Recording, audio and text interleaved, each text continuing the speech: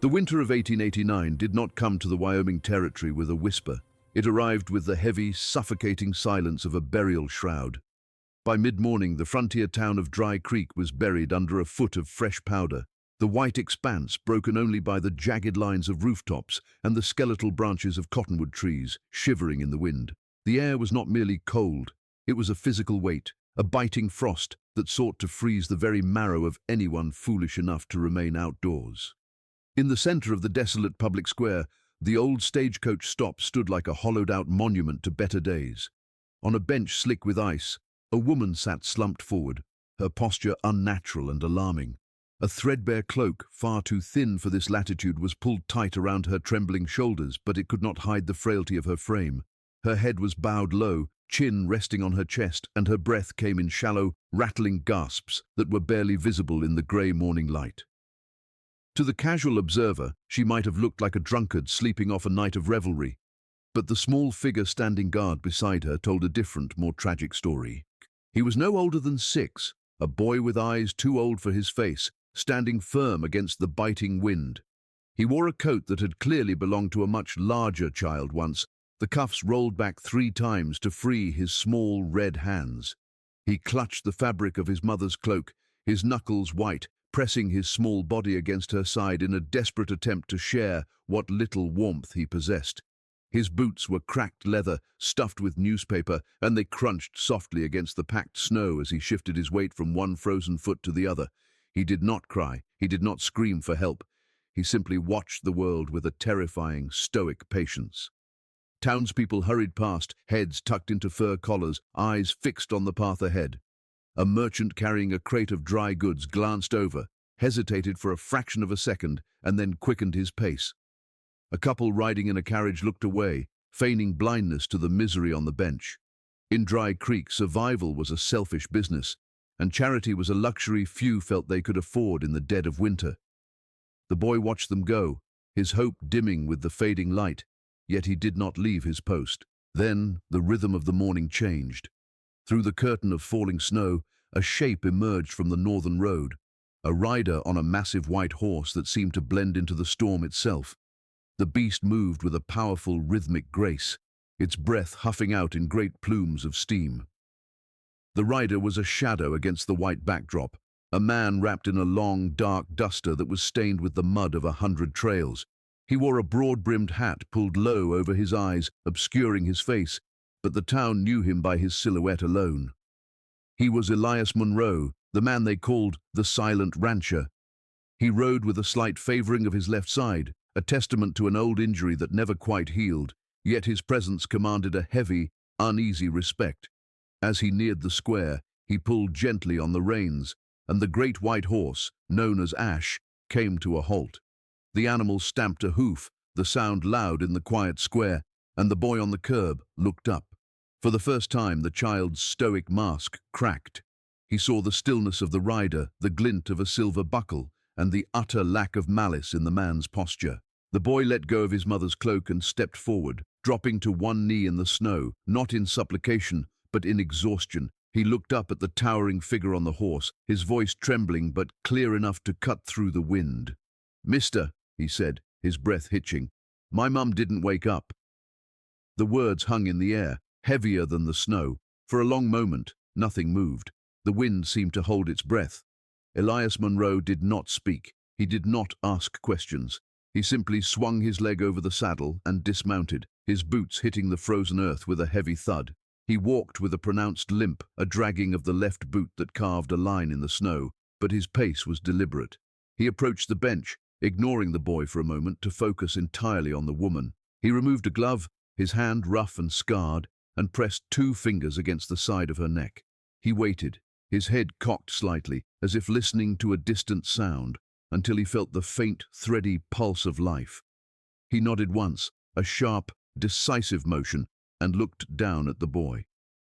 "She needs heat," Elias rasped, his voice sounding like it hadn't been used in days. "Come." Without waiting for an answer, Elias bent down and scooped the woman up into his arms. She was alarmingly light, a bundle of bones and rags, and her head lolled back against his shoulder. He adjusted his grip to support her neck, treating her with a tenderness that seemed at odds with his rugged appearance. He carried her to the horse, hoisting her up into the saddle with a grunt of effort, balancing her limp form against the pommel. He turned to the boy, who was staring up with wide, disbelief-filled eyes. Elias didn't smile. Instead, he extended a hand. The boy took it, and Elias swung him up behind the saddle, instructing him to hold on to the woman's waist. "Keep her steady," Elias commanded softly. He took the reins in his hand and began to walk, leading the white horse through the town. The few people remaining in the square stopped and stared, whispering behind gloved hands, shocked to see the recluse of the hills aiding a pair of vagrants. Elias ignored them all. He kept his eyes forward, his jaw set, walking into the biting wind as he led the horse and its fragile cargo out of the town and toward the distant snow-capped hills. The journey to the Monroe ranch was a silent pilgrimage through a frozen wasteland. The snow deepened as they left the main road, drifting against the gnarled fences and burying the scrub brush. The only sounds were the crunch of hooves, the whistle of the wind through the pines, and the rhythmic dragging of Elias's bad leg. The boy, whose name was Tom, pressed his face against the rough wool of his mother's cloak, closing his eyes against the glare of the snow. He felt the heat radiating from the horse, a stark contrast to the numbness in his toes. Up ahead, the ranch house appeared like a fortress against the grey sky. It was a sprawling timber structure, dark and imposing, with no smoke rising from its stone chimney and no light in its windows. It looked abandoned, a place where time had stopped, reflecting the man who owned it. Elias led the horse to the porch, tying the reins to the rail. He lifted the woman down first, carrying her straight to the front door, kicking it open with his good boot. The air inside was stale and cold, smelling of old wood and neglect, but it was shelter. Elias moved with a surprising efficiency once inside. He carried the woman, whose name he did not yet know, through the dark, cavernous hallway, bypassing the dusty parlor and dining room. He brought her to a small room at the back of the house, a space that felt slightly more lived in than the rest. It contained a narrow cot, a heavy leather armchair, and a cast-iron stove in the corner. He laid her gently on the cot, covering her immediately with a heavy wool blanket he pulled from a chest. "Stay with her," he told Tom, who was hovering in the doorway. Elias went to the stove, opening the iron door and stirring the dormant embers within.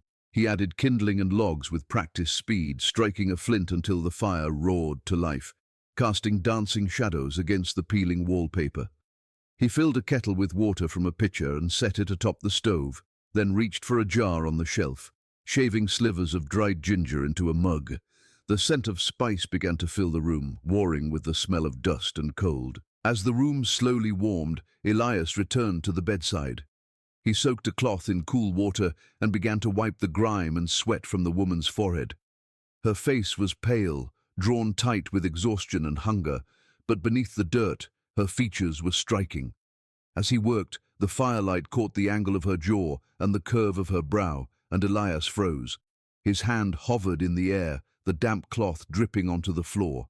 A memory, sharp and violent, slammed into him. The roar of a forge, the screaming of twisting metal, the crushing weight of a collapsing roof pinning him to the earth, the smell of burning flesh, his own.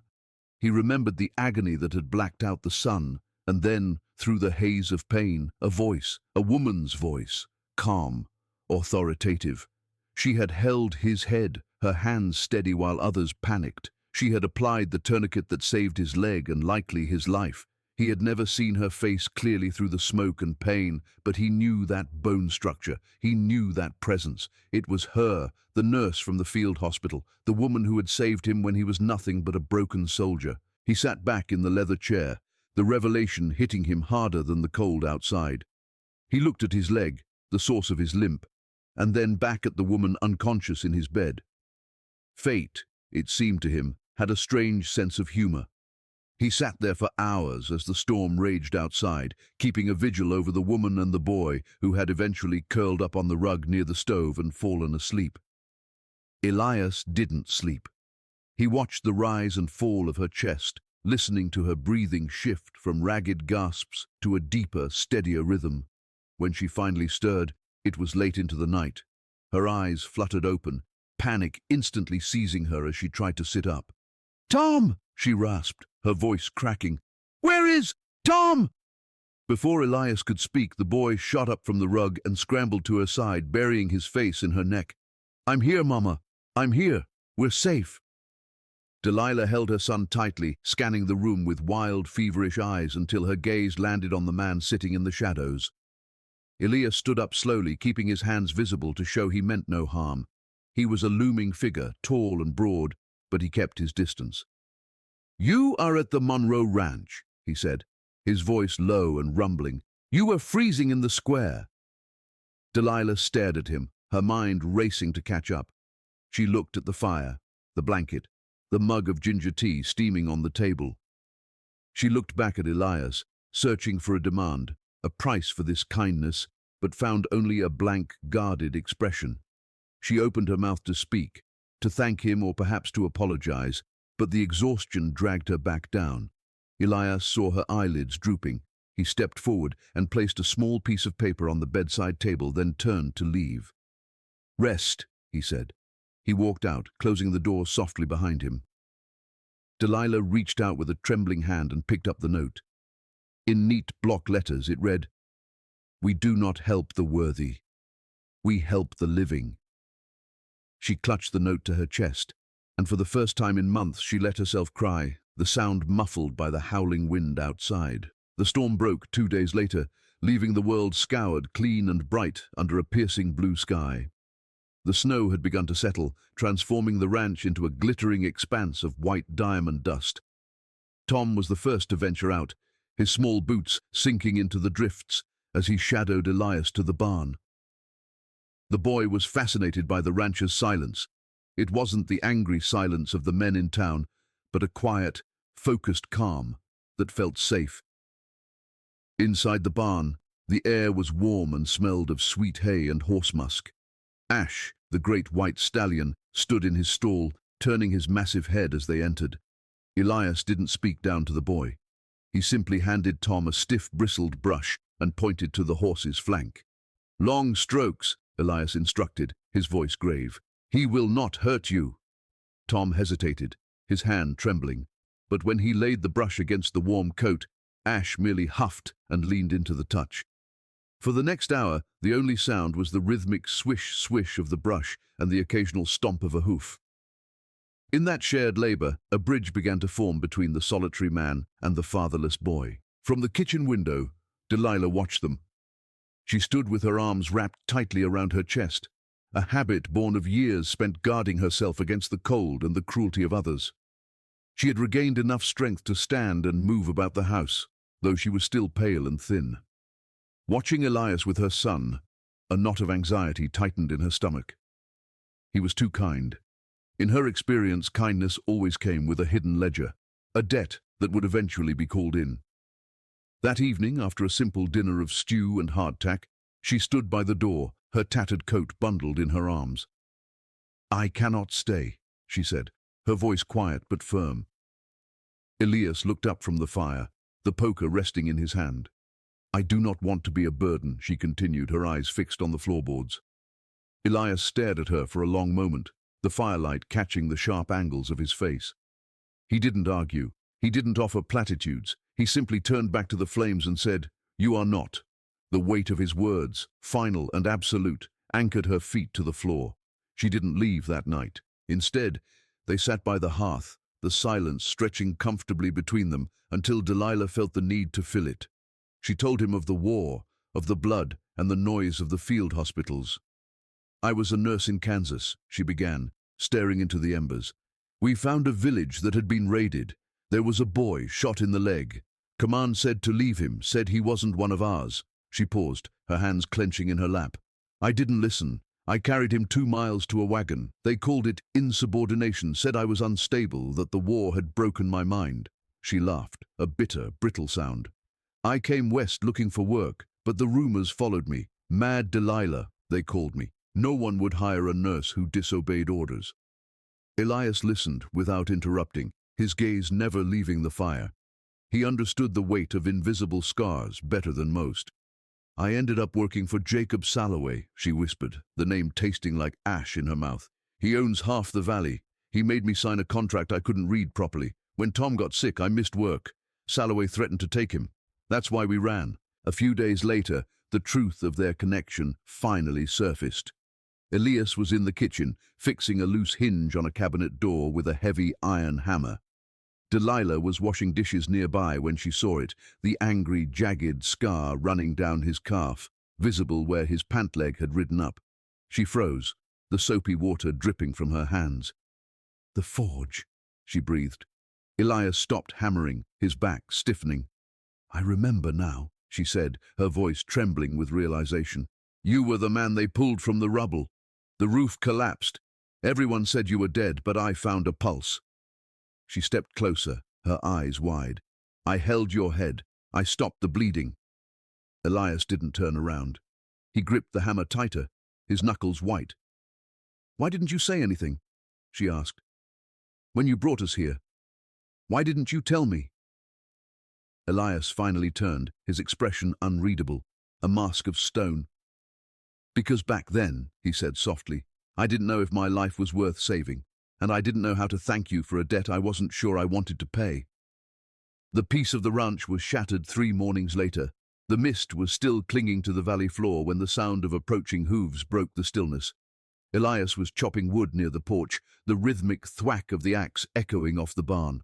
A rider appeared, a man in a long, expensive black coat, his boots polished to a shine that looked out of place in the mud. He dismounted with a sneer, pulling a folded yellow document from his saddlebag. "You Elias Monroe?"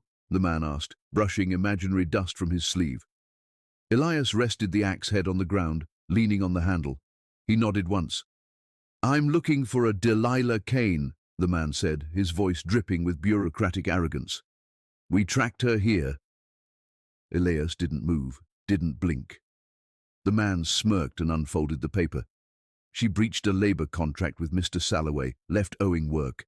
That's theft of services. She owes $50 in restitution."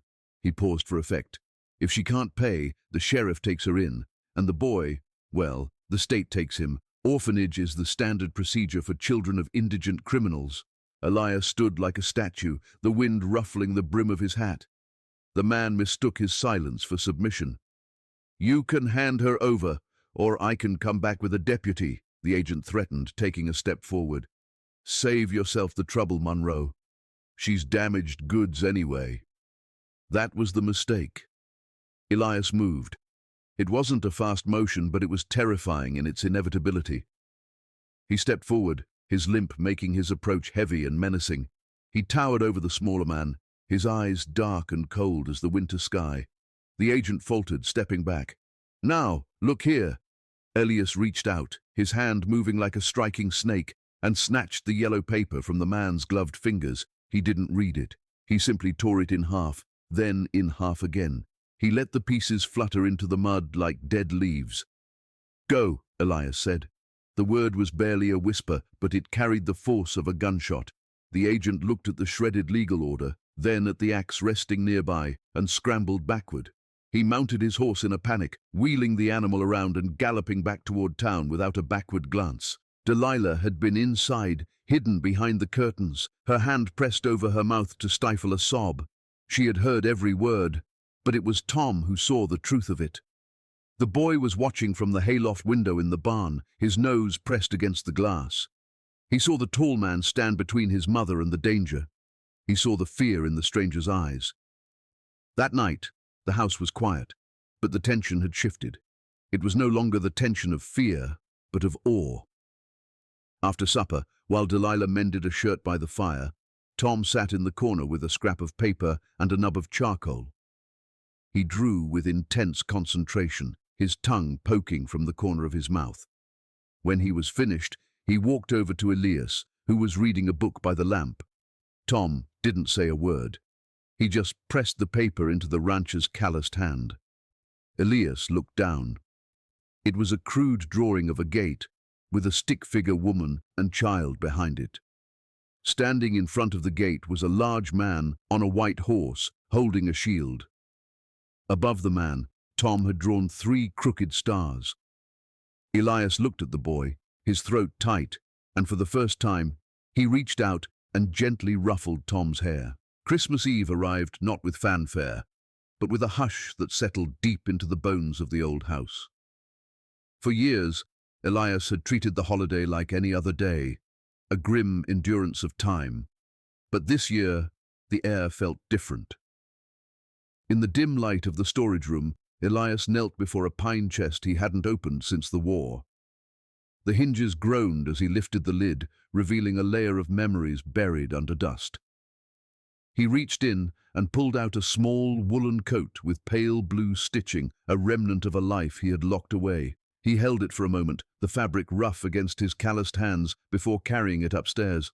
When Tom came in from the cold, shivering and red-cheeked, he found the coat laid out on his bed. There was no note, no grand speech, just the silent offering of warmth. Tom slipped it on. The sleeves were a bit long, but it wrapped him in a comfort he hadn't known in years. Later that night, while Delilah washed dishes, Elias sat by the fire and unfolded a crumpled envelope he had found on the mantel. It was Tom's letter to Santa. It didn't ask for toys or sweets. It read, in crooked, childish scrawl, "I just want Mama to smile again, and please don't let her cry alone. I can be good." The next morning, before the sun had fully crested the snowy peaks, Elias saddled Ash. He dressed in his best coat, the one with the stiff collar, and tucked a leather folder under his arm. "I'll be back," he told a sleepy Tom, resting a heavy hand on the boy's shoulder. The ride to the county seat was long and treacherous, the roads slick with ice, but Elias rode with a singular purpose. He marched into the Office of Legal Affairs, bypassing the clerk and walking straight to the desk of Everett Claymore, the district overseer. Claymore looked up, startled by the looming presence of the silent rancher. Elias didn't waste time. He slammed the folder onto the desk. Inside was a bank draft for the full amount of Delilah's debt, plus interest, and a second document he had drawn up himself.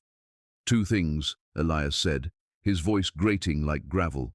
"First, you clear her debt, wipe the record. Second, you file this employment contract. She is now the resident nurse and housekeeper of the Monroe Ranch, under my legal protection." Claymore stared at the money, then at Elias. "Why go to this trouble for a drift-in, Monroe?" Elias leaned in, his eyes hard. "Because she saved a life when no one was looking.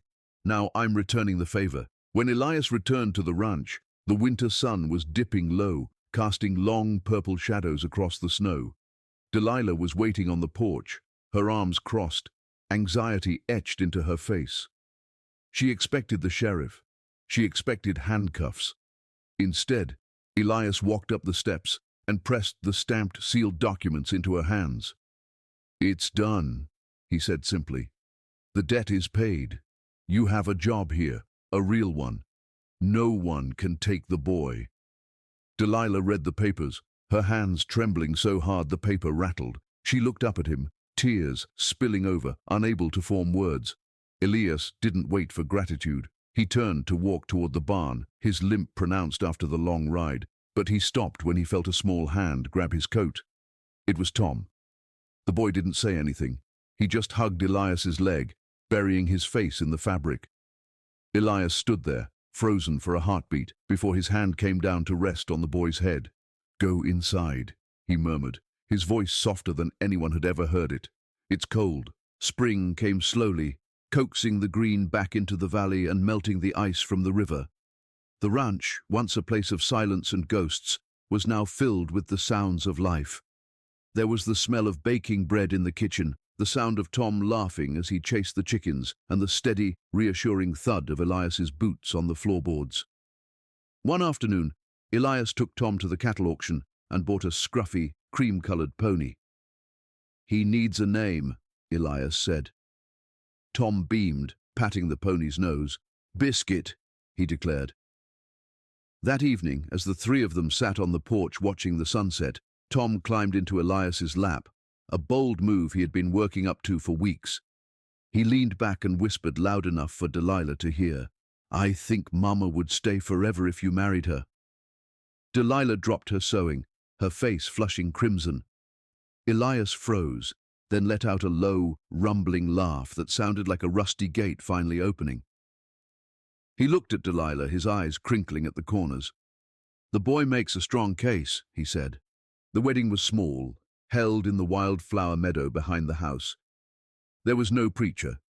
just the old circuit chaplain who remembered Elias from the war. Delilah wore a dress of simple white cotton, and Tom stood as the best man, his chest puffed out with pride. When Elias took Delilah's hands, he didn't recite poetry.